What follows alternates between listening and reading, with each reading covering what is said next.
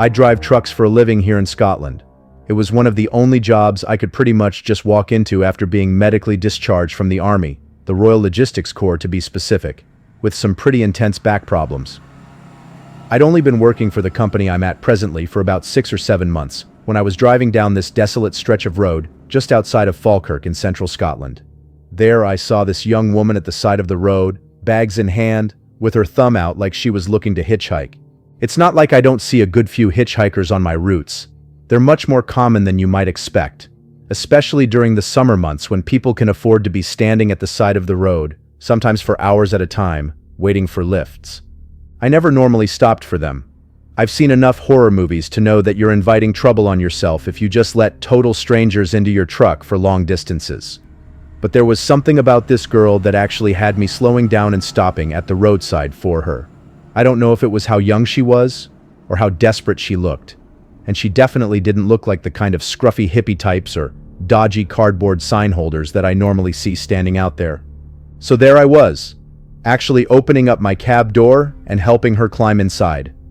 I asked where she was looking to go, only to have her reply something like, "Anywhere, just drive." This bothered me a little bit, I'll be honest, as I didn't really like the idea of having someone just sat in the passenger seat for the foreseeable future. I'm not exactly the most sociable person, and awkward silences are annoying for me at the best of times, let alone when it's some girl that's half my age. God knows what people would think if they saw that I was stopping for random girls, probably that I was some sort of perv or whatever. So I asked her again, only rephrasing the question so that I make it clear that I can't just have her sitting in my truck for the foreseeable future, as I'd be looking for somewhere to stay overnight at some point. I know it sounds a bit mean, but I didn't want to have to properly look after this girl, paying for her food, paying for a hotel room and all that. I'd never picked up a hitchhiker before, but they're usually sent on to a certain place that you can just drop them off at, right? So after a bit of an awkward silence, and I've made clear that I love those, I asked her why she was on the roads, basically explaining that I'm not a perv when I see a police car pass us on the road. Nothing unusual, so it barely registers. Other than for me to make sure I'm not over the speed limit or anything, you know, the usual, I just saw police car anxieties. But a moment later, I hear sirens behind me, looking into the rear view to see what appeared to be the very same car having turned around to follow me with a view to pulling me over. I groaned, saying something about hoping my brake lights aren't out, something along those lines, and slowly began to pull my truck over to the side of the road. This is right when the girl in the passenger seat freaks out and starts pleading with me not to pull over. I mean, not just pleading. She's begging, obviously getting really panicked at the idea of the police seeing her. Now this made me feel really bloody nervous. What had she done that made her nervous around the police? And how would that reflect on me if I was caught with her in the cab of my truck? These questions are whirling around my head as I tell her to calm down and that I had absolutely no other choice than to pull over. That I was hardly about to get into a high-speed police pursuit on account of a complete stranger. She bursts into tears at that point, just sinking her head into her hands and weeping. But she doesn't try to run away. Nothing like that. So that sort of reassured me that she hadn't committed some sort of violent crime, or at least that she wasn't some hardened criminal on the run from the law. I watched the policeman that pulled me over get out of his car and walk up to the side of my truck, which also happens to be the side that the girl is sat on. As soon as he looks through the window, I hear him say something like, "Get out of the truck, Natalie." This obviously has me taken aback. Who the hell was that girl that the police were on first-name terms with? The policeman motions for me to wind down my window, and I actually hesitate for a moment. The girl is obviously terrified of being arrested or whatever was about to happen.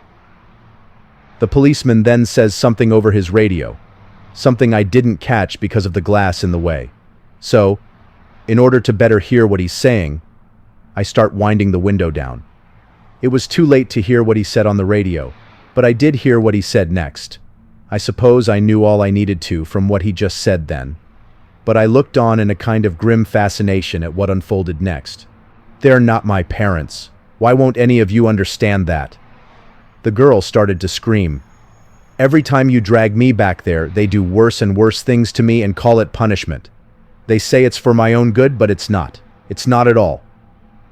She then turns to me, pulling up her sleeve and showing me all kinds of burns and scars up her arm, ones that were so pronounced and gross that I recoiled in disgust and horror. Please, I'm begging you, don't let them take me back. I'll do anything. Just please don't let them take me again. What was I supposed to do? Drive off with this girl and get chased by the police? She could have been mentally ill or something, severely delusional with a self-harm problem, and I'm just going to drive her off into the middle of nowhere so she can run away from her care home or something? Besides, I was terrified. Absolutely terrified. Police backup arrived, and when there was enough of them, they dragged the girl out of my truck, kicking and screaming, before they threw her in the back of a police car and drove away. I tried to ask one of the police what the hell had just happened, and I expected to get an answer along the lines of one of my previous suspicions. But they actually just waved me away, told me it was none of my business, and that I shouldn't have been picking up young women from the side of the road anyway. I still don't know what happened to that girl, and I hope she's gotten the treatment she needs.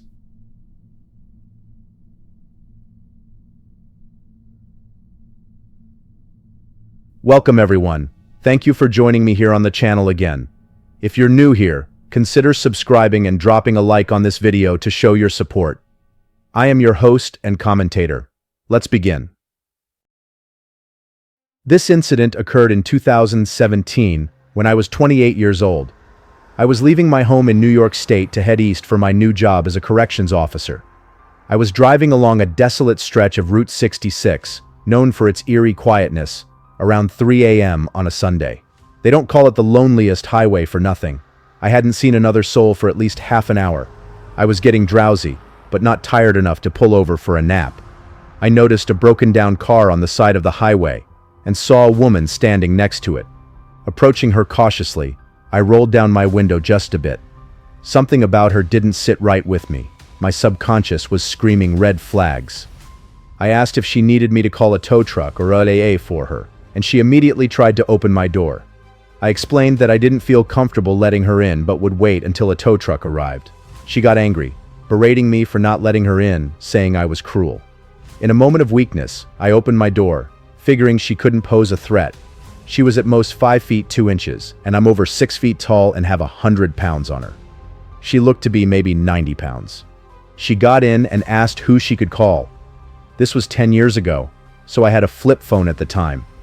She started insisting I give her a ride to the next town, avoiding eye contact and fumbling in her purse when I mentioned calling for help. When I resisted, she became aggressive, demanding I take her to the next town. Busy trying to navigate the situation, I missed a man who was either hiding in or near her car. It wasn't until he was almost at my driver's side door that I caught him in my rearview mirror. My fight or flight instinct kicked in. I put my car in drive and sped off just as he reached for my door. I heard a ping noise, and then my rearview mirror exploded. "Are you shooting at me?" The adrenaline alone had me doing nearly 90 mph. As she realized her plan was futile, she started hitting me, telling me to stop and let her out. I reached a safe distance and pulled over, demanding she get out. She tried to grab something from her purse, but I'd had enough. Shaking with adrenaline, I shoved her out, managing to grab half of what was in her purse, before speeding off. I clutched the wheel and drove on autopilot until morning, pulling into a diner where I broke down, realizing how close I had come to danger. I found her things spilled onto my passenger seat, mostly wadded-up napkins, a few tubes of lipstick, and drug paraphernalia. Considering calling the cops or finding an officer, I ended up throwing everything away in fear of ruining my career aspirations to become a police officer. I encountered a cop at a nearby gas station and told him what happened. He berated me for letting her into my car, but said he would look into it, though I doubted he did. Still shaken, I grabbed my pancakes and continued on my way. I never replaced that mirror and ended up selling the car as it was. To this day, 10 years later, I still hesitate to stop and help stranded motorists.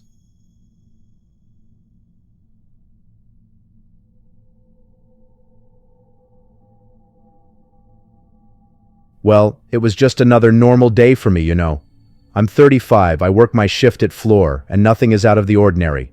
But then, something happened that made me question everything. I remember it was a dreary afternoon, and I was on the highway doing my work. I had to take a break, so I stopped at this rest area. I decided to grab a cup of coffee and light a cigarette to keep myself going. While I was standing there, drinking my coffee and minding my own business, I noticed this strange black car parked nearby. Now this car sticks out like a sore thumb. Everything was elegant and wonderful, but something about it just didn't feel right to me. Then I saw them, a man and a woman, and between them was a small child. The kid looked pale, like he was drugged or something. That's when alarm bells started ringing in my head. I tried to get rid of this feeling, but I couldn't ignore it. Call it a hunch or whatever, but I knew something wasn't making sense. So I decided to approach them and see if everything was okay. As I got closer, the woman looked at me with this nervous look, as if she knew I was targeting them. I asked them if everything was okay, and they gave me a half-hearted excuse about the baby being sick. But I didn't buy it. There was a feeling of unease in the air, as if they were hiding something. I could feel it in my gut. That's when I made a split-second decision. I called the police, told them what I saw, and gave them the car details. Little did I know, it wasn't long before sirens sounded and police deployed to the area. They must have taken my call seriously because they acted quickly. It turns out my gut feeling was right. Police found evidence in that car, things indicating kidnapping. I felt this mixture of relief and terror wash over me.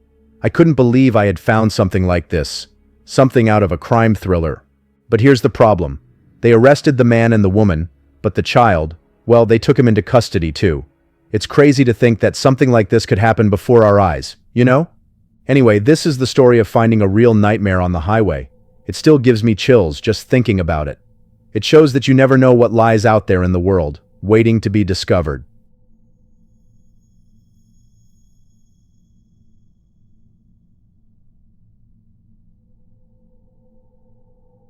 Alright, let me share with you an experience that still gives me chills when I think about it. It was a regular summer day here in Florida, with scorching heat and the sun beating down on the asphalt as if it had a personal grudge against it. My buddy Jake and I were cruising down the highway, heading towards Orlando for a weekend getaway. We decided to take a break at one of those rest areas scattered along the highway. You know the type. A couple of vending machines, some picnic tables, and a restroom that's cleaner than you'd expect. As we pulled in, we noticed a girl sitting on the curb, her head buried in her hands.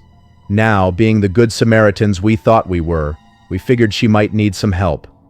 Jake nudged me, giving me that look like, let's do something nice for once. So we walked over to her, asking if everything was all right. She looked up at us, tears streaking down her face, and started telling us about how her mom was sick and she needed to get to the hospital.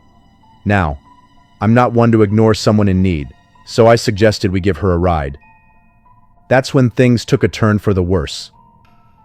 Out of nowhere, a group of guys appeared, surrounding us like we had stumbled into some kind of trap. Before we could even react, they started throwing punches, kicking us while we were down. I remember the shock more than the pain, the disbelief that someone could be so cruel. All the while, the girl just stood there, watching, as if she were enjoying the show. Eventually, they left us there, bruised and bloodied, but alive. We managed to drag ourselves back to the car and drive to the nearest hospital. The doctors patched us up as best they could, muttering something about calling the cops. It wasn't until months later that we heard anything about what happened that day.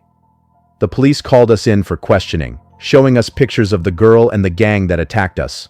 Turns out, she was part of some criminal organization using fake sob stories to lure unsuspecting victims. I'll never forget the feeling of betrayal, the realization that someone could be so heartless. But in the end, justice was served. The girl and her gang were arrested, and we were left with nothing but a cautionary tale to share. So, next time you see someone in need on the side of the highway, just remember my story. Sometimes, the most innocent-looking situations can turn out to be the most dangerous.